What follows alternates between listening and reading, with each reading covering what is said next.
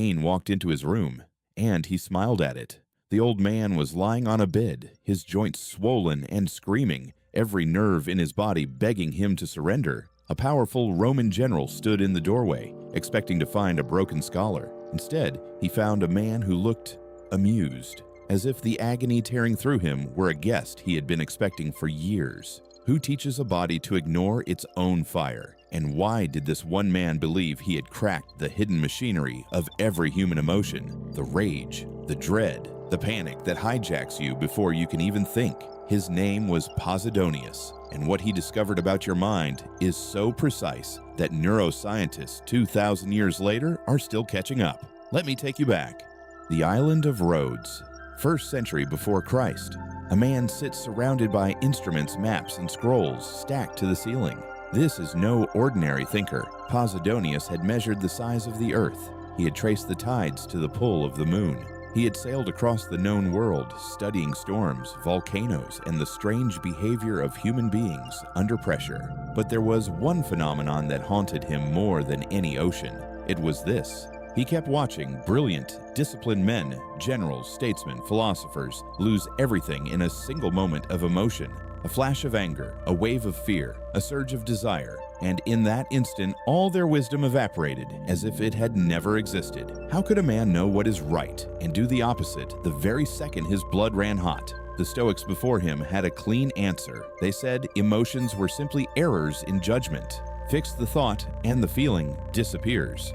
Believe nothing bad is happening and you will feel nothing bad. Clean. Logical. And Posidonius realized completely wrong because he had felt it himself. He had felt the jolt of fear before a single thought formed. He had felt his heart slam against his ribs before his mind had decided anything at all. The feeling came first, the thought came second, and if that was true, then the old theory had a crack running straight through its center. So Posidonius did something dangerous for a Stoic. He went looking for the part of you that does not listen to reason. And here is where it gets strange. He discovered that inside every human being, there are not one but two forces fighting for control. There is the rational mind, calm, slow, deliberate, and there is something older, something wild, a raw animal pull that reacts before you can stop it. He called it the irrational movement of the soul. Today, you would call it your nervous system, your fight or flight, the ancient circuitry buried beneath your thinking brain. Posidonius understood, long before any brain scan, that you are not a single unified self. You are a rider on the back of an animal, and most people spend their entire lives being thrown off. You know this feeling. You have lived it. The message that made your stomach drop before you even read it fully. The meeting where your face went hot and your voice shook, and you hated yourself for it afterward. The night you lay awake, heart pounding over a danger that did not exist, while the calm, logical part of you whispered uselessly in the dark, telling you to relax. That is the rider screaming at the animal, and the animal not listening. Posidonius watched this war play out in himself, and he refused to pretend it wasn't happening. That honesty is what led him to the breakthrough, because once he admitted the feeling comes first, a new and far more useful question opened up. If you cannot stop the first wave of emotion from rising, can you stop what happens next? That question became his life's work, and the answer became a 4-step method so precise it feels less like philosophy and more like code written for the human mind. But to understand it, you have to understand the moment it was tested, because a theory written in a quiet study means nothing. Posidonius knew that, so life handed him the cruelest possible exam. He fell ill, gravely. A disease in his joints, some say a form of arthritis so severe that movement itself became torture. His body became a prison of pain. And this is the moment the Roman general Pompey the Great came to visit him, the most powerful man in the world, arriving to hear wisdom from the dying philosopher. Imagine the scene. Pompey expects to be turned away. The man is in agony. No one would blame him for canceling, but Posidonius invites him in. And as Pompey watches, a spasm of pain rips through the old man's body so violently it stops his words mid-sentence. This was the test. The animal roaring.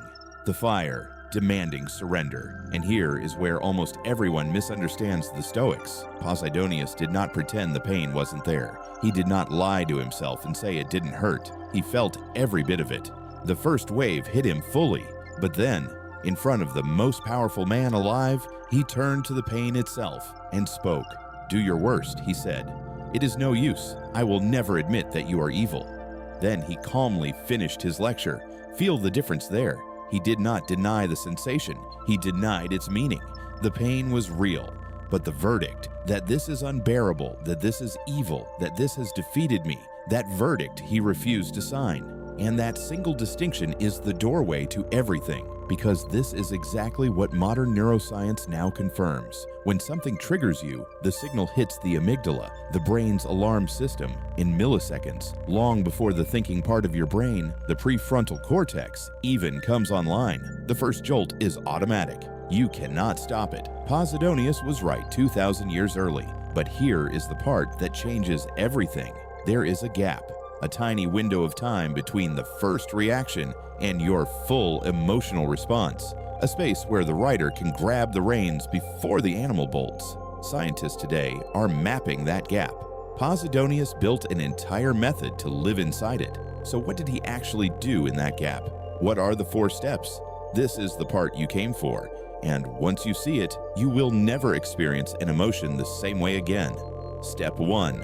Recognize the first movement. The instant you feel the jolt, the heat in your chest, the tightening in your gut, the surge, you name it, silently. This is the first movement. You do not fight it. You do not judge yourself for it. You simply notice that the animal has stirred, because the moment you observe the feeling, you are no longer fully inside it. A part of you has stepped back to watch, and the watcher is calm. Step 2. Withhold your assent. This was Posidonius's genius.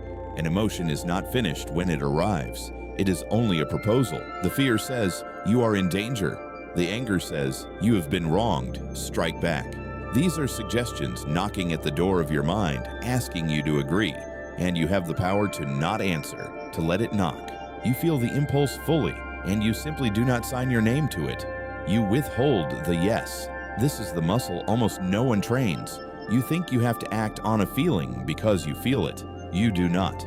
The feeling and the action are 2 separate things, joined only by your permission. Step 3. Question the verdict.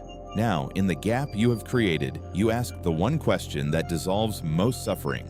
Is this thing actually bad? Or have I only judged it as bad? The traffic, the insult, the delay, the failure. Posidonius understood that almost nothing harms you directly. It is your verdict about the thing that does the damage. So you put the verdict on trial. Often it collapses the moment you examine it. Step 4. Let the wave pass, then choose. Here's the final secret. Emotions, like waves, have a natural lifespan. The first surge of any feeling peaks and fades in roughly 90 seconds if you do not feed it with story and judgment. So you wait, you breathe, you let the animal calm beneath you, and only then from stillness do you choose your response. Not react, choose, recognize, withhold, question, choose. That is the code. Now think about how this rewires you. Every time you run these 4 steps, you are physically strengthening the connection between your thinking brain and your alarm system.